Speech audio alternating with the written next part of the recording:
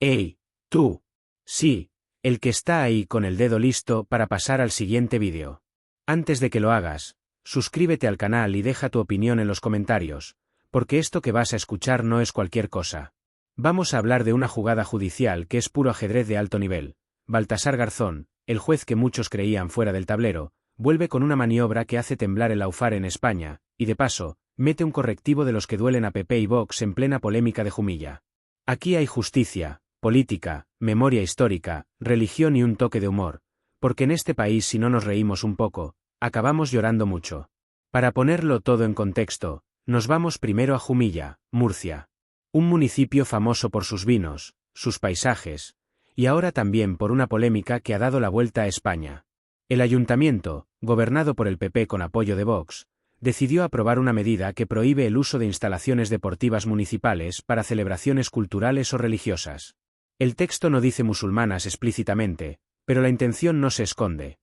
Afecta directamente a celebraciones como el final del Ramadán o la fiesta del Cordero, que la comunidad musulmana local llevaba años realizando allí. Como cuando te dicen no es por ti, es por todos, pero resulta que solo tú cumples todos los requisitos para ser el todos. La reacción del gobierno fue rápida. Consideraron la medida discriminatoria y contraria a la libertad religiosa que protege la Constitución. Le dieron al ayuntamiento un mes para revocar la orden. Y avisaron, si no se revoca, la abogacía del Estado irá a los tribunales. El mensaje fue claro, no se va a permitir que un ayuntamiento se ponga creativo con derechos fundamentales. PP, mientras tanto, asegura que la norma no es religiosa, que es solo organización de espacios públicos. Vox, por su parte, ve aquí un filón y ya ha anunciado que quiere llevar esta medida a otras comunidades autónomas. Pero justo cuando la polémica de Jumilla está en su punto más alto, aparece Baltasar Garzón. Sí, el mismo que fue juez estrella de la Audiencia Nacional, el mismo que se enfrentó a ETA, a los GAL, a dictaduras latinoamericanas y a la corrupción de altos vuelos como la Gürtel. El mismo que en 2012 fue inhabilitado por prevaricación después de ordenar grabar conversaciones entre los cabecillas del caso Gürtel y sus abogados. Pues bien, ahora, más de una década después, Garzón vuelve a la primera línea con una jugada que no es solo personal, sino que lanza un mensaje potente al sistema judicial y a quienes lo utilizan como arma política. La Fiscalía ha pedido que se repare integralmente a Garzón, borrar sus antecedentes penales, indemnizarlo por los daños, publicar la resolución en el Boletín Oficial del Estado, y atención, restituirlo como juez instructor. Esto no es una simple nota al pie, es un jaque directo a un caso que, en su momento, muchos interpretaron como un ejemplo de Laufare, la utilización del aparato judicial para apartar a una figura incómoda de la investigación de un caso de corrupción que salpicaba directamente al partido en el gobierno, el PP. Y es que, en su momento, no fue solo la opinión pública la que se dividió. Hubo juristas y organismos internacionales que cuestionaron la proporcionalidad y la motivación de la condena a Garzón. Años más tarde, un comité internacional reconoció que se vulneraron sus derechos fundamentales. Ahora, la Fiscalía recoge ese dictamen y dice, esto hay que repararlo. Así, sin rodeos. Como cuando un árbitro revisa el VAR y dice, sí, fue penalti, y además hay que repetirlo. Lo interesante aquí no es solo la figura de Garzón, sino el momento. En plena ofensiva política del PP y Vox contra lo que ellos llaman Laufare de la izquierda, este caso devuelve el término a su sentido original. Un uso del sistema judicial para fines políticos, pero esta vez documentado, denunciado y ahora, quizás, reparado. Y aquí viene el guiño del destino. Mientras en Jumilla PP y Vox defienden una medida que excluye a parte de la población en nombre de una supuesta neutralidad, la justicia está a punto de devolver a un juez que ellos mismos celebraron haber apartado hace más de 10 años. Es como si en una partida de parchís mandas a alguien a casa, y cuando crees que has ganado, te das cuenta de que tenía 2 fichas escondidas y ahora vuelve con todas. No hay que olvidar quién es Garzón. Durante años fue un juez incómodo para todos los colores políticos. Instruyó el caso Gürtel, que destapó una trama de corrupción que acabaría tumbando al gobierno de Mariano Rajoy. Investigó crímenes del franquismo, lo que le ganó el aplauso de asociaciones de memoria histórica y la enemistad de buena parte de la derecha. Llevó casos contra narcotráfico, contra terrorismo de Estado, contra dictadores internacionales, y siempre con un estilo directo y mediático que le hizo famoso y odiado a partes iguales. Su inhabilitación en 2012 fue presentada por sus detractores como la caída de un juez arrogante que se creía por encima de la ley, y por sus defensores como un castigo político para apartarlo de la Gürtel. Ahora, más de 10 años después, su posible restitución es casi un símbolo: la justicia corrige a la justicia. Y, aunque no es frecuente que eso ocurra, cuando pasa deja huella. El caso de Jumilla y el de Garzón parecen no tener conexión directa, pero en realidad forman parte de un mismo debate: ¿qué papel juega la justicia en un Estado democrático? ¿Es un árbitro neutral o un campo de batalla más en la lucha política? El Ayuntamiento de Jumilla usa el reglamento para restringir derechos de una minoría. La Fiscalía usa el reglamento para devolver derechos a un juez apartado. En ambos casos, lo que está en juego es el mismo principio: la ley no puede ser usada como herramienta de exclusión o venganza. Imagina la escena. En la mesa del Consejo General del Poder Judicial, alguien comenta la noticia de Garzón. Otro, con una sonrisa torcida, suelta: bueno, parece que el penalti fue mal pitado. Y mientras tanto, en Jumilla, el equipo municipal de gobierno defiende su ordenanza con la misma convicción con la que un niño defiende que no se ha comido las galletas, aunque tenga migas en la cara. Lo que hace que esta historia sea tan potente es la doble dirección del mensaje. A PP y Vox, el caso Garzón les recuerda que las victorias judiciales pueden ser temporales, y que un caso cerrado no siempre está cerrado para siempre. Al resto de actores políticos, les advierte de que el uso partidista de la justicia tiene un precio: tarde o temprano, las irregularidades salen a la luz. Y mientras tanto, la polémica de Jumilla sigue su curso. El gobierno central ha dejado claro que no va a permitir que se discrimine a una comunidad religiosa bajo la excusa de la gestión de instalaciones. La delegación del gobierno en Murcia ha señalado que la medida alimenta discursos de odio y que servirá de precedente si no se revoca. Vox, lejos de recular, ve en este tipo de medidas un elemento de identidad y las defiende como protección de la cultura tradicional. PP intenta mantener el equilibrio, pero el daño a su imagen ya está hecho. Para muchos, su defensa de la libertad religiosa suena hueca cuando se aplica de manera selectiva. En todo este panorama, la figura de Garzón reaparece como recordatorio de que la justicia también puede corregir injusticias pasadas. Su posible vuelta como juez instructor no solo sería un golpe simbólico a quienes celebraron su caída, sino también un mensaje de que el sistema, con todas sus imperfecciones, puede rectificar. Ahora bien, ¿qué pasará si Garzón vuelve? ¿Se atrevería a retomar casos de gran calado? ¿Sería aceptado por sus compañeros o enfrentaría un ambiente hostil? Y más importante aún, ¿cómo reaccionaría el bloque político que en su día impulsó o celebró su inhabilitación? Esto no va solo de un nombre, sino de un principio: que la justicia debe ser independiente, no un arma en manos de ningún partido. Y que, cuando se tuerce, hay que enderezarla, aunque pasen 10 o 15 años. Porque, si no, terminamos normalizando que los derechos se conceden o se quitan según convenga políticamente. En resumen, lo que tenemos es una historia en dos actos. En el primero, un ayuntamiento gobernado por PP y Vox usa una norma municipal para excluir a parte de su ciudadanía. En el segundo, la Fiscalía se mueve para devolver derechos a un juez apartado en lo que podría considerarse uno de los casos más sonados de la UFARE en España. Y en medio, un país que observa, opina, se indigna o celebra, según el lado en el que esté. ¿Y tú, después de todo esto, qué opinas? ¿Es esta la jugada maestra de Garzón que puede reconfigurar el tablero judicial? ¿O es solo una batalla más en una guerra que seguirá? Lo cierto es que, para entender el calibre de lo que está ocurriendo, hay que mirar no solo la jugada en sí, sino todos los elementos que la rodean. Porque aquí no hablamos de un trámite administrativo cualquiera, sino de un procedimiento que pone en la misma frase a Garzón, la Audiencia Nacional, la Fiscalía y el Laufare, y que se desarrolla mientras PP y Vox gestionan un incendio político en Jumilla. Imagina el impacto simbólico. Garzón fue apartado con una condena que le cerró las puertas de la carrera judicial, y ahora la propia maquinaria del Estado, a través de la Fiscalía, plantea que se reconozca que aquello fue injusto y que se le devuelvan derechos, reputación y función. No es solo un borrado de antecedentes penales, es un lo que se dijo de ti ya no vale y un lo que se te quitó, vuelve a estar sobre la mesa. Es como si después de años de titulares negativos, las rotativas publicaran un editorial diciendo: rectificamos. Ese gesto tiene un peso enorme en un país como España, donde la percepción ciudadana sobre la justicia está marcada por la sospecha de que no siempre actúa igual para todos. La figura de Garzón, por su historial, es un ejemplo perfecto de cómo un juez puede ser visto como héroe o villano dependiendo del ángulo político. Sus defensores dirán que fue castigado por investigar a quien no debía, sus detractores, que abusó de su posición. Pero cuando un organismo internacional señala que hubo vulneración de derechos, la conversación cambia, ya no es solo opinión, hay un dictamen detrás. Y mientras tanto, en Jumilla, el clima es otro, pero la lógica es parecida, se utiliza la ley para dar forma a una decisión política. La ordenanza que restringe el uso de instalaciones municipales no es un acto violento ni un discurso directo contra una religión, pero sus consecuencias son exactamente esas. La comunidad musulmana que lleva años celebrando allí sus eventos queda fuera, y el mensaje implícito es claro: esto ya no es para vosotros. El PP intenta suavizarlo con tecnicismos, diciendo que la medida es general y no menciona ninguna religión, pero Vox no oculta su satisfacción, dejando claro que este tipo de restricciones forman parte de su agenda política. El paralelismo es inevitable. En un caso, la ley se usó para sacar del tablero a un juez incómodo, en el otro, para limitar la visibilidad de una minoría.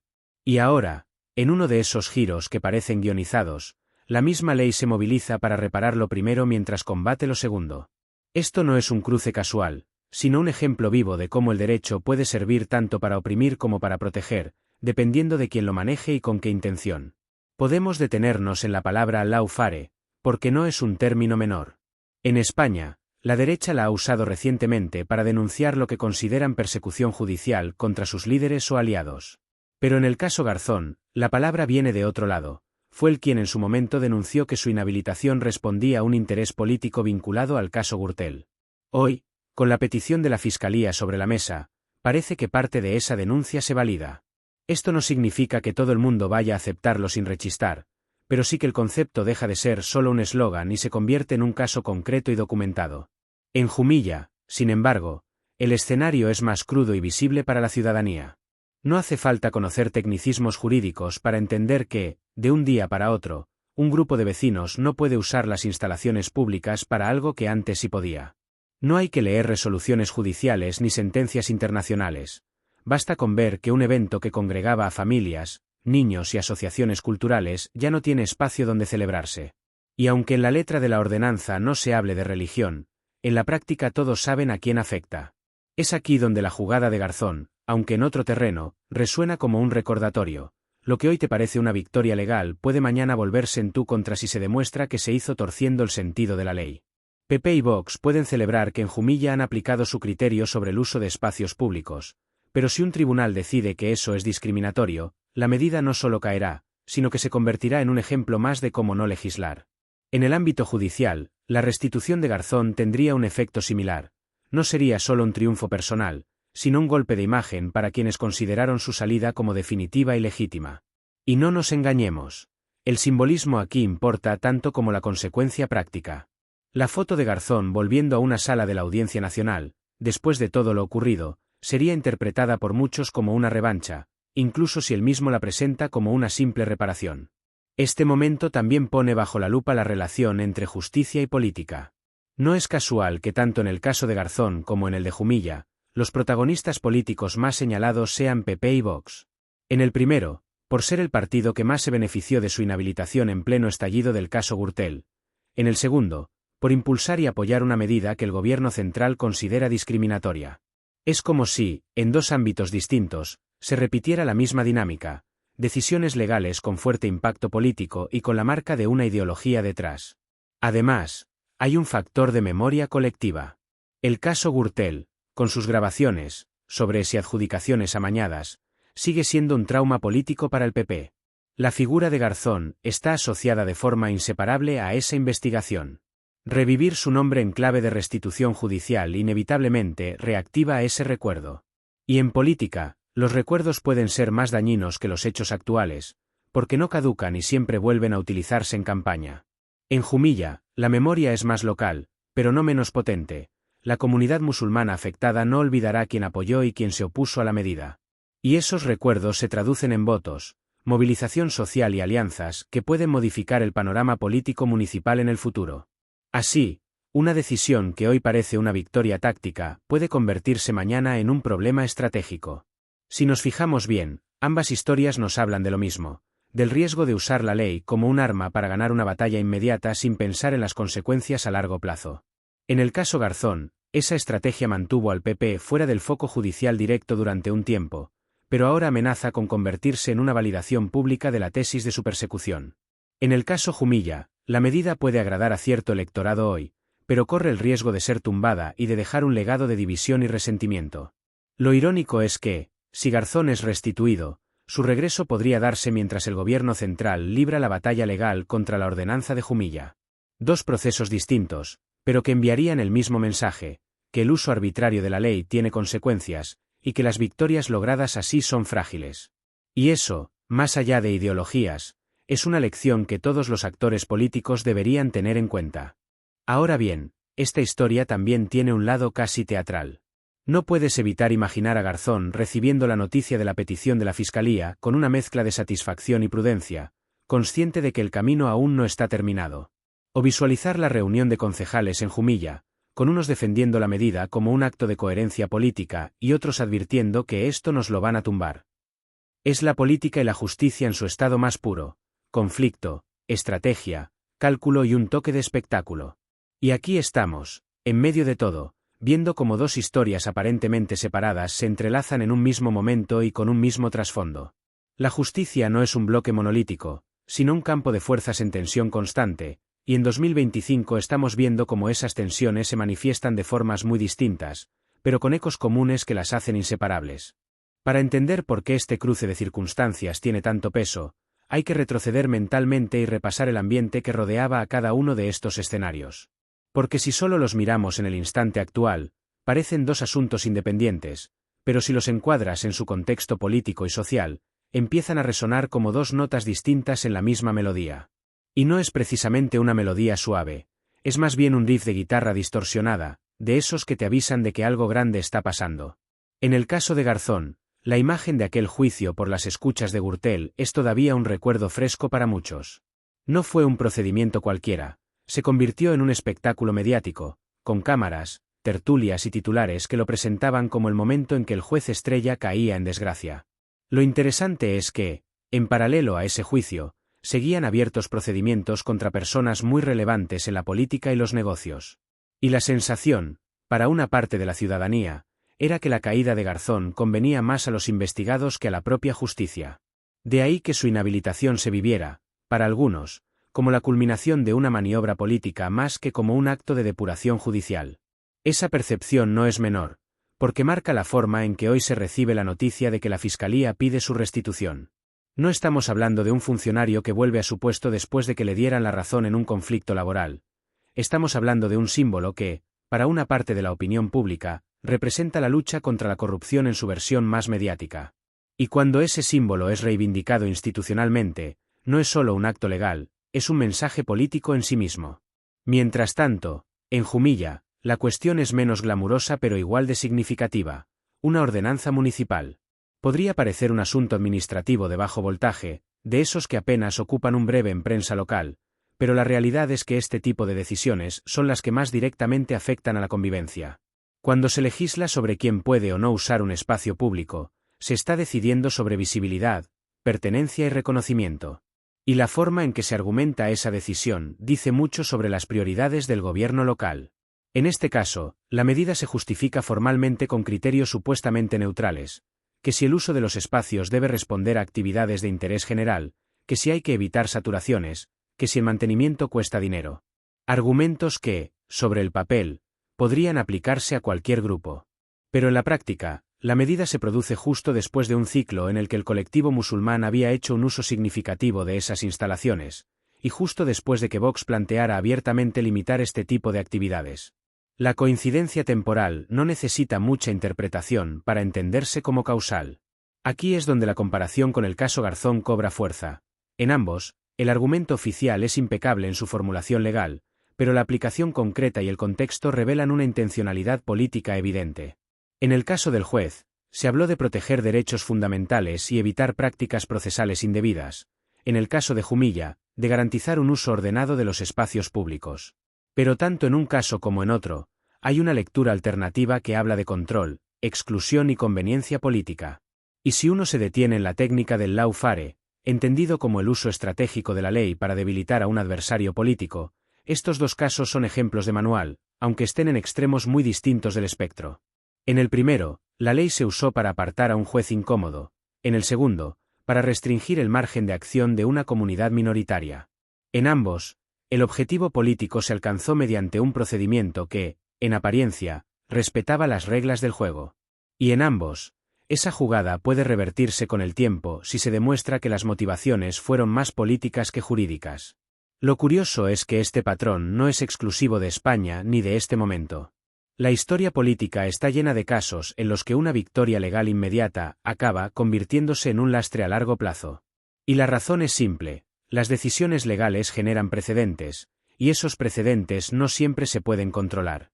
Lo que hoy usas contra tu adversario puede mañana usarse contra ti. Es como una especie de karma jurídico que no entiende de colores políticos. En el caso Garzón, si finalmente se consuma la restitución, el precedente es claro: una condena judicial puede ser revisada a la luz de nuevos criterios, y el daño político que se pretendía infligir puede acabar invertido. En Jumilla, si la ordenanza es tumbada por discriminatoria, el precedente dirá que este tipo de maniobras, aunque revestidas de neutralidad, no resisten un examen jurídico riguroso. Y esos precedentes no solo corrigen el caso concreto, sino que envían un mensaje a todos los demás actores que consideren hacer algo similar. Por eso, lo que parece una coincidencia temporal, la jugada de Garzón y la batalla de Jumilla ocurriendo a la vez, en realidad es una oportunidad para analizar cómo funciona el poder cuando se disfraza de legalidad. Y no es casual que PP y Vox estén implicados en ambos frentes, aunque con roles diferentes. En el primero, como beneficiarios históricos de la inhabilitación de Garzón; en el segundo, como impulsores y defensores de la medida municipal. Esto les coloca en una posición incómoda si los desenlaces de ambos casos se vuelven en su contra. Y más allá de la política partidista, hay un elemento de narrativa pública que no se puede subestimar. La gente tiende a simplificar las historias. Si Garzón vuelve, para muchos será porque tenía razón; si la ordenanza de Jumilla cae, será porque era discriminatoria.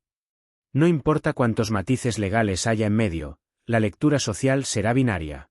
Y en ese terreno, la batalla de la opinión pública es tan o más importante que la batalla jurídica.